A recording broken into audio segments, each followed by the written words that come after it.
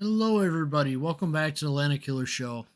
Today, I'll be doing a review on Tier 3 Russian cruiser Oleg, which saw action in the Russo Japanese War, World War I, and the Russian Revolution. Go read up on its history, it's got some good history there. You can find Oleg these days for 2,300 doubloons or $9.20 in the World of Warships premium shop. I'm doing this review because I'm trying to break up the monotony of higher tier premium ship reviews. So my goal is I'm going to try to do a lower tiered ship review at least once or twice a month from here on out, as long as there's candidates obviously to review. So without further ado, we're going to get into Oleg, which shares some characteristics with Varyag, but Varyag is modified Bogatar class. Oleg is pure Bogatar class. You'll notice that Bogatar is a tier 3 tech tree. This is the premium version. It's kind of lagged behind over time. Let's take a look at Bogatar. Let me take a look at that so we get a good sense. What does Bogatar carry? 152s and then it goes to 130s. Varag, what do we got here? We got the original 152s. So Oleg was launched. Let's see. So on there it says 19. Okay, so it was actually down July 6, 1902, launched August 14th, 1903, commissioned June 24th, 1904, torpedoed and sunk June of 1919. Which was during that Russian Revolution action, just after World War I. Did sink a couple of ships. During the Russian-Japanese War, it ran away with Aurora and Zemchung, whatever Zemchung was. Alright, without further ado, let's start with our captain skills. So I have Last Stand, Demolition Expert, Heavy HE and Sap Shells, and Concealment Expert. Armor layout. 6mm plating here, 125mm plating here, 25mm at the top plate, side of 86, conning tower 140, 6mm on the super plate, 80mm of armor here. Plating here is 13, plating on the bottom is 11mm.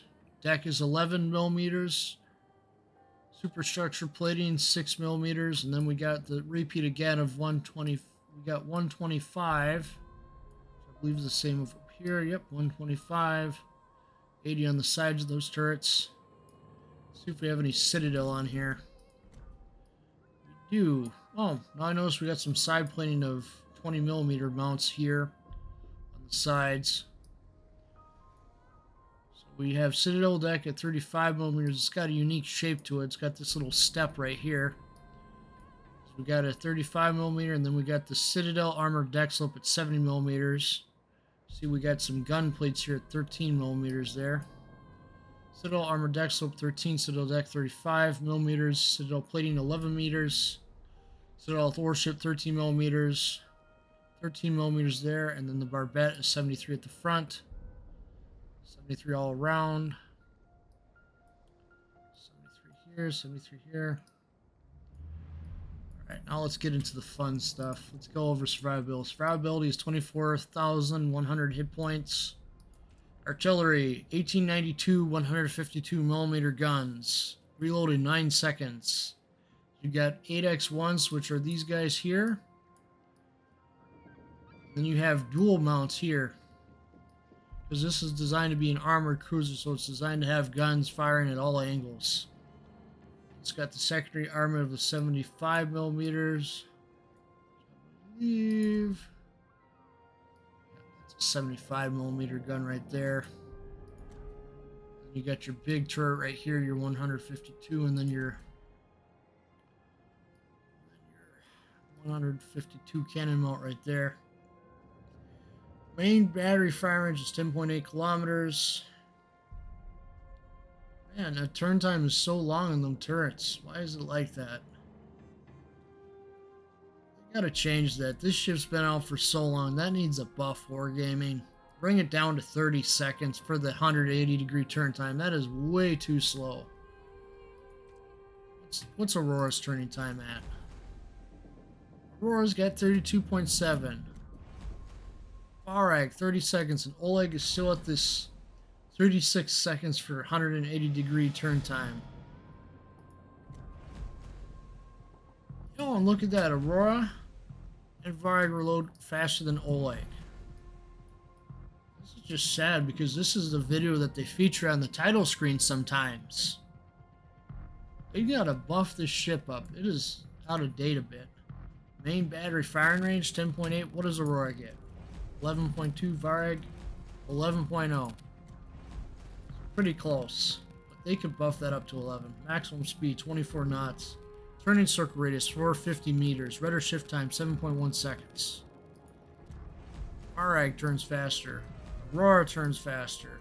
Why does what's their turning circle?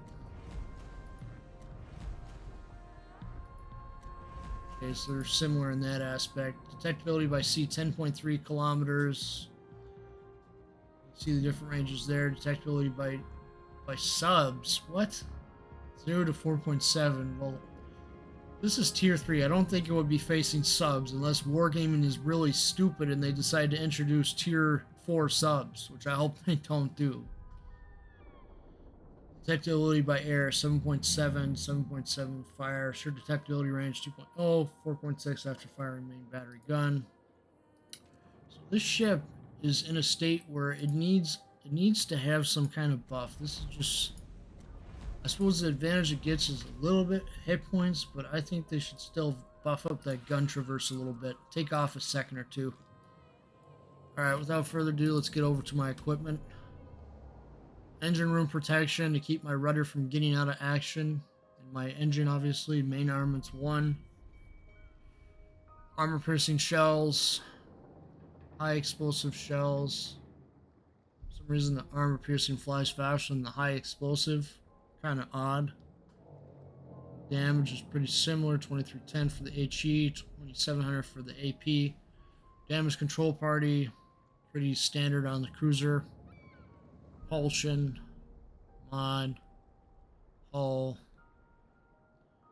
You see that this ship does not have AA, so you are a sitting duck if you get surrounded by CVs in this thing. So my goal is to try to do some ship reviews on these lower tiers because they haven't had ship reviews done on them in a long time. Keep in mind, I'm probably going to be facing majority bots since you really can't get into tier 3 randoms that much anymore because they want to push everybody to the higher tiers. Even introducing some new super ships which you can play in public test if you want. By the time this video's out, that video will already have been out.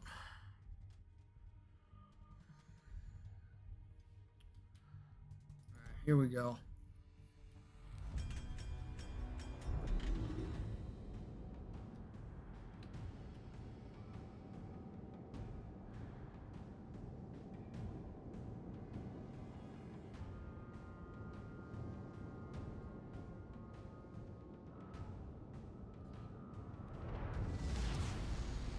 Бой начинается.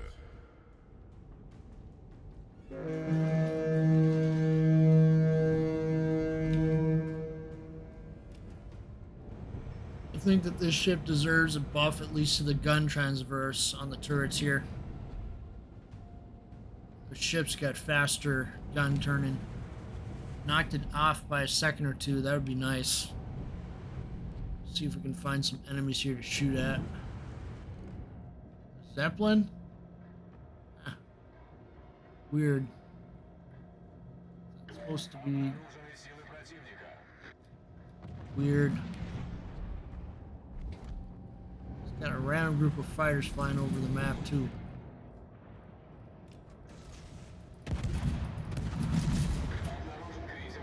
Going against this Java here.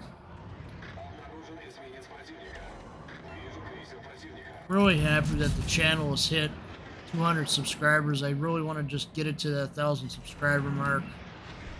keep trying to get this channel up in views.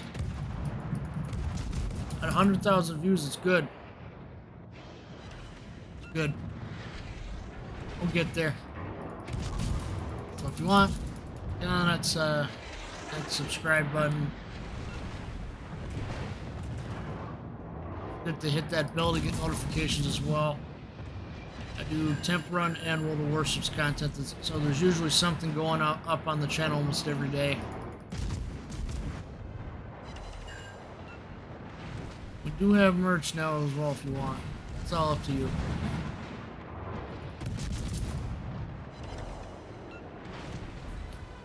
See here that my doing half bad for damage so far. Nice 15,000 damage. This is Java. See, them secondaries are firing off pretty good for a cruiser. All mounted around the ship. Good, I took out a ship. Boy, only one other human player in this. But yeah, it's just sad that a lot of these older premiums have been left behind by the game. It just feels like they need to go back and buff these guys up a little bit. And I hope they're not introducing submarines at the lower tiers anytime in the future. That would suck. I want to be able to play my tier 3s in peace without interference of submarines. I already got to deal with aircraft carriers on occasion. Just saying. See that the guns pretty much fire at all angles, which is a good perk. Because on modern warships, you have to wait for the guns to turn around before you can really get shots off. On this, you already have guns in position to fire off at your enemies, which is nice.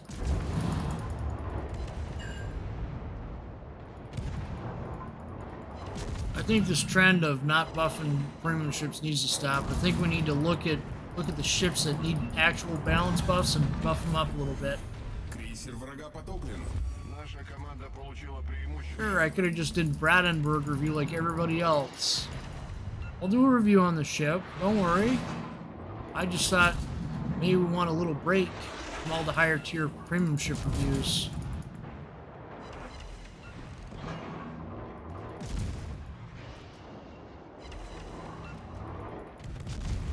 When's the last time you ever saw a World of Warships YouTuber ever make reviews on the lower tier premiums? I guarantee you it's been a long, long time. Guarantee it. Of course, people are focusing on the higher tiers because it's like, oh, that's what people are going to sit there and go after. And I'm just like shaking my head. You're going like, what? There's a ton of ships here down at the lower tiers which are historically significant, that were actually saw service and were built. It seems lately that all our ships we keep getting are what-if designs. And then they lock the actual good ships that served, like Repulse, behind Dockyard in December. So, there you go. There's a little... See, we did pretty good here.